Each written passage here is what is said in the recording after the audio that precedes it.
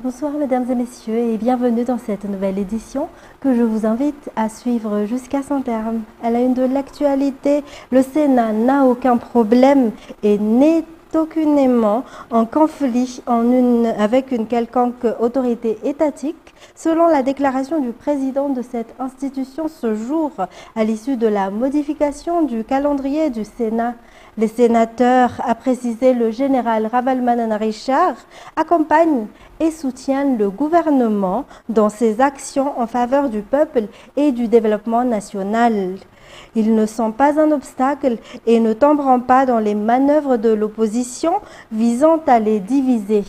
Le président du Sénat a également adressé aujourd'hui un message de soutien à la sénatrice Lalatina Rakoutoudjazaf ainsi qu'aux membres du gouvernement victimes d'intimidation psychologique sur les réseaux sociaux. Les détails avec Miarvulat Sferan et Pras de Nilsson. Le Sénat n'a aucun problème et n'entretient aucun différend avec les autorités compétentes, a déclaré publiquement aujourd'hui le président du Sénat, le général Ravalomanana Richard. Les sénateurs n'ont aucune intention de briguer le président de la République ou le poste du Premier ministre. Leur mission, selon lui, est de soutenir le développement national et de contribuer à l'amélioration des conditions de vie de la population malagasy. Par ailleurs, il a également affirmé qu'aucun désaccord n'existe au sein du Sénat, ni entre les 18 sénateurs qui composent cette chambre législative. En dehors des actes de harcèlement moral perpétrés par l'opposition et certains internautes sur les réseaux sociaux visant à nuire, à décourager, à diviser et à instaurer une perte de confiance entre les dirigeants et les responsables à divers niveaux, le président du Sénat a également indiqué que les sénateurs ont adopté une stratégie de vigilance face à ces campagnes de communication hostiles. Il a exprimé son soutien à la sénatrice Lalatina Rakoutoudjazaf, au président Anjrazouel et à ses collaborateurs victimes de diffamation et de déstabilisation. De son côté, la sénatrice Lalatina Rakoutoudjazaf a affirmé que les campagnes de désinformation et les stratégies de division ne peuvent être tolérées et doivent être dénoncées publiquement. Elle a précisé qu'il n'existe ni manœuvre politique ni calcul caché au sein du Sénat et que cette institution ne sera en aucun cas encline à la discorde. Aujourd'hui, les sénateurs de Madagascar ont approuvé en séance publique la modification du calendrier du Sénat. Le président du Sénat a donné des consignes précises afin que les sénateurs accélèrent la transmission des projets de loi déjà examinés à huis clos vers le gouvernement, afin qu'ils puissent être étudiés dans les délais. Outre l'examen des projets de loi proposés par les députés et les sénateurs, le programme du Sénat inclut une rencontre avec le gouvernement prévue pour le 16 juin prochain. La première session ordinaire de l'année 2025 prendra fin le vendredi 4 juillet.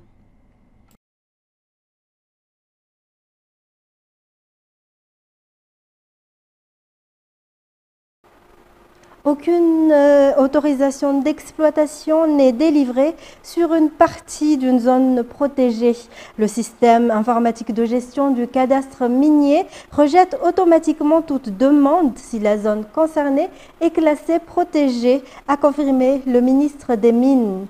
Par ailleurs, le projet Bastouliard ne prévoit l'extraction de sable lourd que sur une profondeur d'environ 15 mètres et les trous seront immédiatement rebouchés selon les explications. Les détails.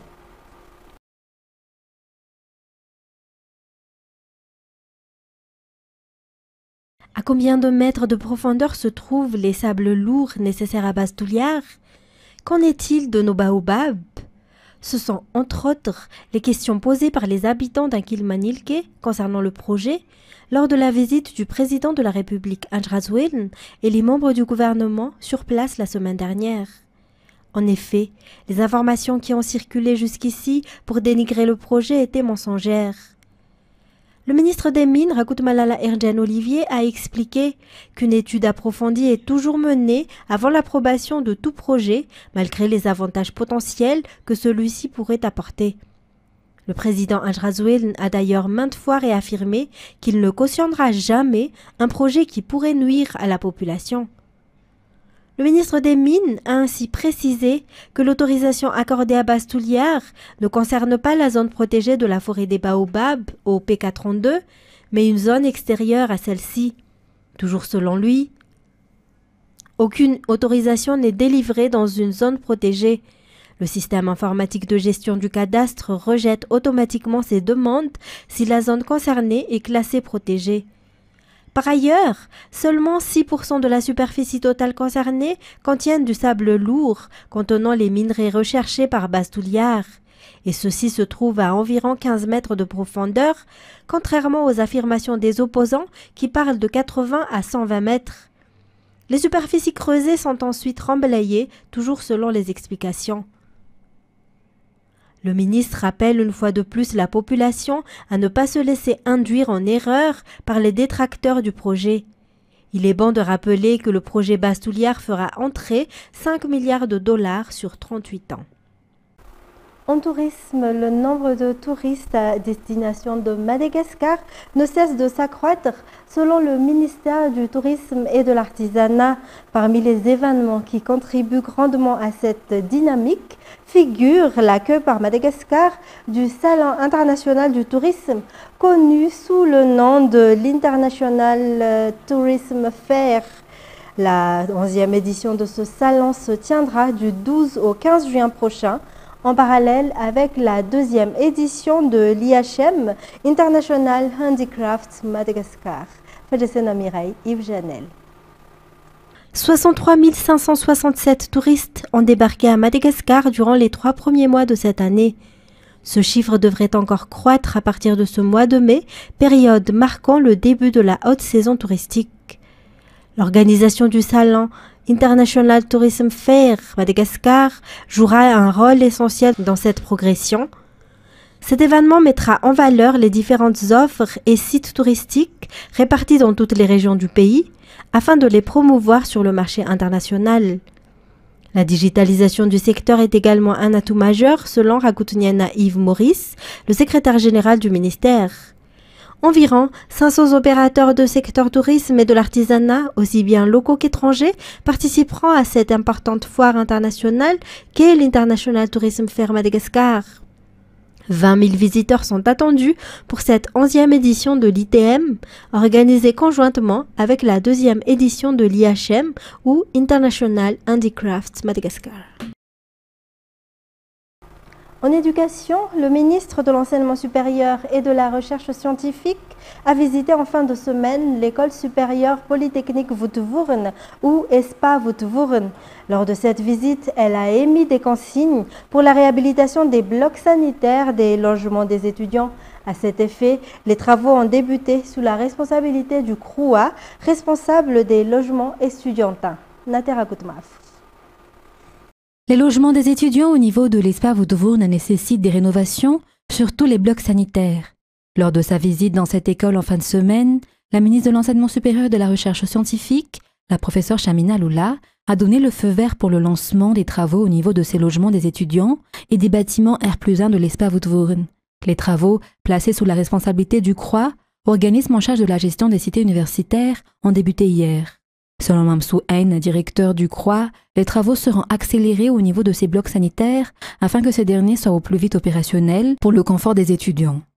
En outre, la construction des nouveaux bâtiments des logements des étudiants avance à grands pas, souligne le directeur du CROA, et selon les prévisions, ces nouveaux logements devraient pouvoir accueillir les étudiants dès la prochaine rentrée scolaire. Dans la foulée, le directeur du CROA a évoqué les problèmes rencontrés dans les logements étudiants actuels, notamment les cas d'insécurité. Il a annoncé que des discussions étaient en cours avec les étudiants pour trouver des solutions. Il est à noter que l'État met en priorité l'amélioration continue des logements des étudiants afin que ces universitaires puissent vivre dans des infrastructures répondant aux normes et que le ministère de l'Enseignement supérieur et de la Recherche scientifique s'engage à s'y atteler et réaliser ces objectifs. Et puis des perturbations dans la distribution de l'électricité ont été enregistrées depuis le week-end dernier dans plusieurs quartiers, notamment dans la partie sud du réseau interconnecté d'Antananarivo. Selon les explications fournies par les techniciens de la Jirama, cela est dû à une panne sur un transformateur de 25 MW situé à la sous-station d'Anuzatu. Les travaux de réparation de ce transformateur ont débuté hier et devraient durer 15 jours. Andiniana Martina pour plus de détails. Le transformateur de 25 MW situé à la sous-station Tana Sud à Anuzatu est tombé en panne depuis samedi dernier, d'après les explications du directeur de la société d'État Jirama, Mandanien Anoumen. Cet équipement essentiel assure l'alimentation électrique de la partie sud de la capitale, depuis Anuzatu jusqu'à Swavnanjin, Itos et les environs, ainsi que Talatamati, Ambuimanarn et leur périphérie. D'après les informations communiquées par la Jirama, le transformateur défectueux a été retiré de la sous-station dès la nuit suivante. Il a été confirmé que les travaux de réparation prendront environ 15 jours. Dans les actualités sociales, les vendeurs installés devant la RNM, Radio Nationale de Madagascar, se disent prêts à respecter les mesures imposées par l'État selon leur déclaration hier soir. Si leur évacuation est inévitable dans le cadre d'un réaménagement, ils demandent cependant qu'un autre emplacement leur soit attribué afin qu'ils puissent continuer leurs activités économiques. Jean-Claude Adjamalal. Ces commerçants affirment qu'ils exercent leur activité devant la radio Madagascar à Anous depuis des dizaines d'années, sans interruption ni rupture de collaboration avec la commune urbaine d'Antananarivo. Toutefois, ils ont reçu vendredi dernier une notification leur sommant de quitter les lieux, ont-ils rapporté. Tout en se déclarant disposés à se conformer aux mesures prises par les autorités, ces vendeurs demandent des solutions concrètes pour pouvoir poursuivre leurs activités économiques en cas de déplacement. Selon la commune urbaine d'Antananarivo, le déplacement de ces commerçants s'inscrit dans le cadre d'un projet d'embellissement et de réorganisation urbaine. Toujours d'après les informations recueillies, des solutions alternatives ont déjà été proposées par la commune à ces marchands. Et afin d'appuyer les paysans dans leurs activités génératrices de revenus, des formations sont dispensées pour les professionnaliser. Ils sont également encouragés à entrer dans le circuit commercial. Ainsi, la commune de Sabutsnamean accompagne les agriculteurs locaux pour valoriser leurs exploitations et améliorer leurs moyens de subsistance. Felana Rakutorsoul pour plus de détails. Un appui est accordé aux paysans de la commune de Sabutsnamean pour leur permettre de se développer, de se professionnaliser dans les domaines de l'agriculture et de l'élevage, ainsi de garantir une autonomie économique à leur foyer. Environ 60% des habitants de la commune sont des paysans, rappelle le maire Nzakanaval Naranjanarve Ludi Zukunzak. Le soutien apporté par la commune ne se limite pas aux formations. Les 17 Funkutans de la commune bénéficient aussi d'espaces d'exposition pour permettre aux agriculteurs de présenter leur production.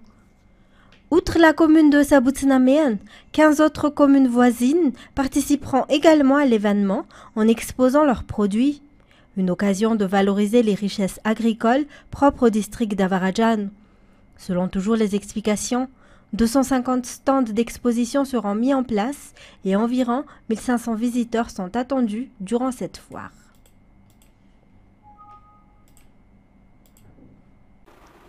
Et on passe à présent aux actualités internationales. L'Union européenne espère une réaction forte de la part des États-Unis si la Russie continue à refuser un cessez-le-feu en Ukraine, a déclaré la chef de la diplomatie européenne, Kaja Kallas.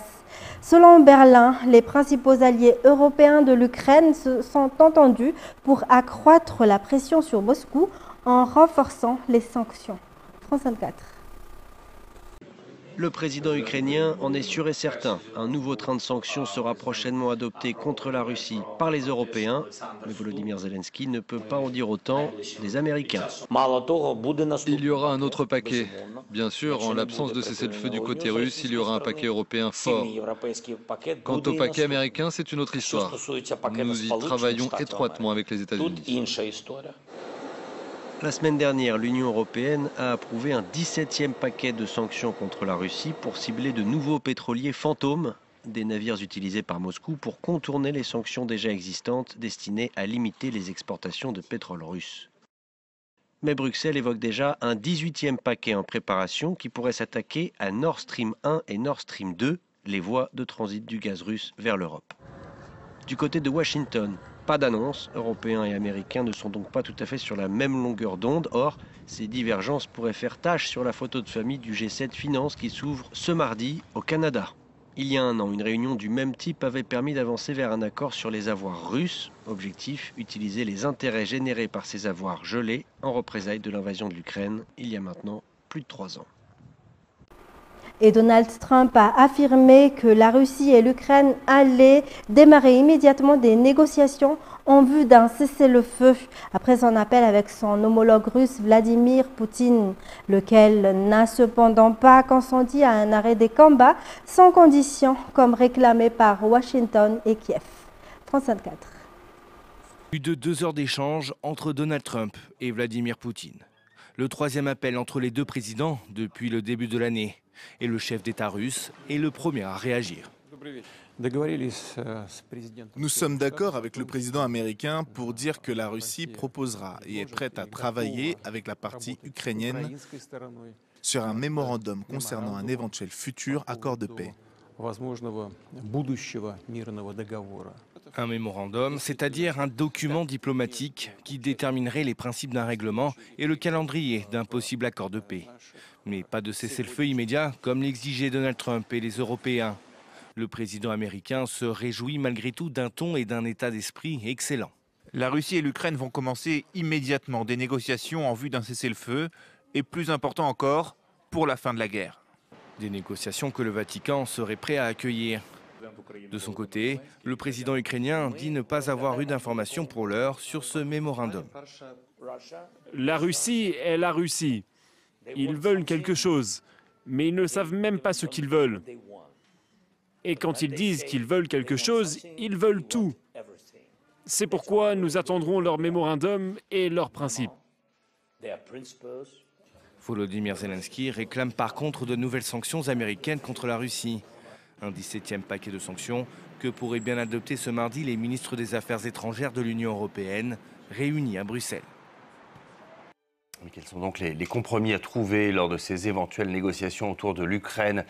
Aucun ne semble possible, par exemple, sur la question des territoires ukrainiens de l'Est pris par l'armée russe. Pour Moscou, il faut gagner le maximum de territoires avant un éventuel gel de cette ligne de front. Illustration sur le front de l'Est ce matin, où la ville de Pokrovsk est évacuée face aux bombardements russes de plus en plus intenses. Léo Péchard. Ces images sont tournées par la police ukrainienne. Des forces de l'ordre qui ont pour mission d'évacuer les habitants de la ville de Pokrovsk, située à quelques kilomètres du front. Près de 2000 personnes sur 60 000 vivent encore sur place. Nous n'étions pas partis à cause de ma mère. Elle a la gangrène aux 2 jambes, elle est vieille. Une évacuation alors que les explosions résonnent loin. Les troupes russes ont récemment accentué la pression au sud-ouest de cette localité stratégique de la région du Donbass. Elles ne sont aujourd'hui qu'à 5 km de la limite de l'oblast de Dnipro. Lundi matin, une autre ville plus au nord a été touchée par des frappes russes, celle de Kramatorsk. Plusieurs maisons ont été détruites et des blessés sont à déplorer. Je revenais du magasin, on m'a dit « Votre maison a été détruite ». Comme ça, complètement. L'obus est tombé en plein dans le jardin. Une personne a été blessée à la tête, une autre gisait ici. Dimanche, d'autres bombardements ont été signalés sur la ville de Kherson, au sud du pays. Une femme a été tuée alors qu'elle était à son domicile.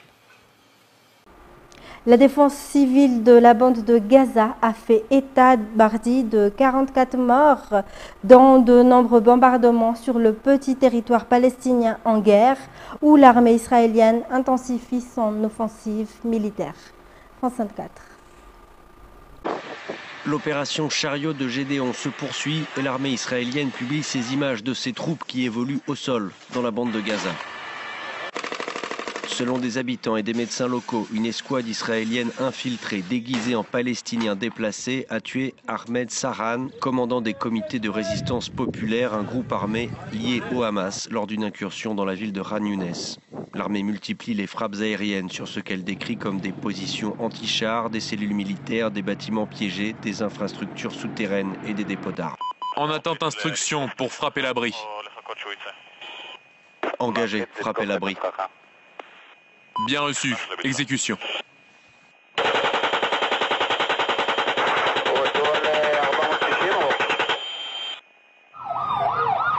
Selon la défense civile palestinienne, 91 personnes ont été tuées dans la seule journée de lundi. Israël a également ordonné aux résidents, déjà déplacés à de nombreuses reprises, d'évacuer les quartiers de Khan Younes au sud vers la zone d'Al-Mawassi, sur la côte. Nous mourons lentement chaque jour. Y a-t-il quelqu'un sur cette planète capable de vivre ce qu'un être humain vit à Gaza? Personne ne peut supporter ce que nous subissons. 2 ans de guerre, de faim, de meurtres, de destruction, de déplacements. Tous ces gens sont des innocents, des civils non armés et nous sommes de nouveau déplacés.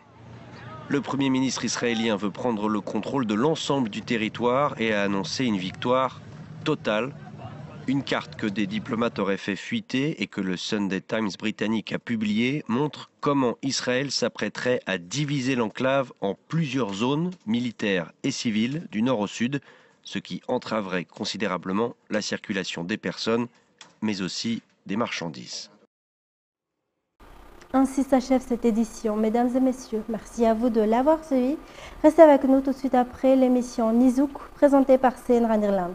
Au revoir et bonne soirée en notre compagnie.